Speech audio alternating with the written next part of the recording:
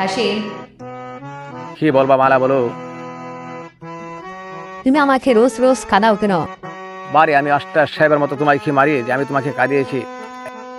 এই তো তুমি বোঝো না। তুমি না বললে আমি বুঝবো কেমন করে?